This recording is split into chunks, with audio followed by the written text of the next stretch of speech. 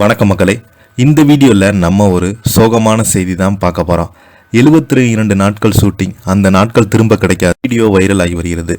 வாங்க என்ன தகவல் என்ன செய்தின்னு இந்த வீடியோவில் விரிவாக பார்க்கலாம். அதுக்கு முன்னாடி முதன்முறையாக நம்ம சேனலை ஃபஸ்ட் டைம் பார்க்குறீங்கன்னா சப்ஸ்கிரைப் பண்ணாதவங்களா சப்ஸ்கிரைப் பண்ணிக்கோங்க. பெல் பட்டன் சிம்பல் அமைக்கி நம்ம சேனலோட நோட்டிஃபிகேஷனை எனபிள் பண்ணிக்கோங்க. நாங்கள் போடுற வீடியோ எல்லாமே உங்களுக்கு உடனுக்குடனே வந்து சேரும். வாங்க என்ன தகவல்னு இந்த வீடியோவில் விரிவாக பார்த்து தெரிஞ்சுக்கலாம். மறைந்த ஏவிஎம் சரவணன் எம்ஜிஆர் பற்றி பேசிய பழைய வீடியோ சமூக வலைதளங்களில் வைரலாகி வருகிறது. ஏவிஎம் மெய்யப்ப செட்டியார் கடந்த 1945 தொடங்கப்பட்ட ஏவிஎம் நிறுவனம் ஹாலிவுட்டில் இன்று மதிக்கப்படும் தலையல நிறுவனங்களின் ஒன்றாகும். எம்ஜிஆர், சிவாஜி கணேசன் காலம் முதல் ரஜினிகாந்த், கமலஹாசன், விஜயகாந்த், விஜய், அஜித், சூர்யா என பல தலைமுறை முன்னணி நடிகர்களுக்கு வெற்றி காவியங்களின் தந்த பெருமை இந்த நிறுவனத்துக்கே உண்டு. ஒரு முறையாவது ஏவிஎம் நிறுவனத்தின் பேனரில் நடித்துவிட வேண்டும் என்பதால் பல நடிகர்கள் உச்சபட்ச கவனமாக இருந்திருக்கிறாங்க.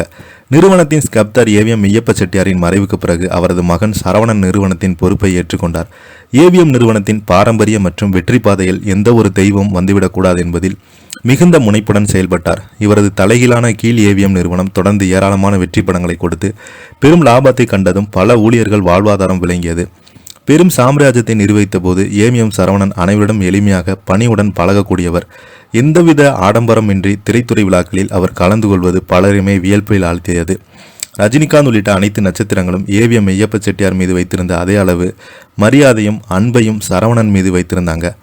ஏவிஎம் சரவணன் நேற்று வயது மூப்பு காரணமாக உயிரிழந்திருக்கிறாங்க. இந்த நிலையில் மறைந்த ஏவிஎம் சரவணன் எம்ஜிஆர் குறித்து பேசும் பழைய வீடியோ சமூக வலைதளங்களில் வைரலாகி வருகிறது. அதில் பேசியது அன்பே வா திரைப்படத்திற்கு 72 நாட்கள் எம்ஜிஆருடன் இணைந்து வேலை பார்த்தோம். அந்த கோல்டன் இயர் திரும்ப கிடைக்காது. பணம் போட்டு எடுக்கக்கூடியவங்க எல்லாருமே முதலாளியாக நினைக்கக்கூடிய பக்குவம் எம்ஜிஆரிடம் பார்த்தீங்கன்னா இருந்தது. அவர் எல்லாருமே முதலாளி என்று தான் அழைப்பாங்க. காலை 5 மணிக்கு படப்பிடிப்பு என்றால் 4:45 மணிக்கு கதை தட்டுவார் என்று முதலாளி இன்னும் ரெடியாகலையா என்று அது எங்களுக்கு வெட்கமாக இருக்கும். இப்போது இருக்கும் பாதி ஹீரோக்கள் தங்கள் கதவை தட்டி கூப்பிட வேண்டியதாக இருக்கிறது. எங்கள் கதவை தட்டி கூப்பிடும் ஒரு நடிகரை இனி நாங்கள் பார்க்க முடியாது. ஒரு நடிகராகவே எம்ஜிஆர் எங்களிடம் பழகவில்லை என்றாங்க.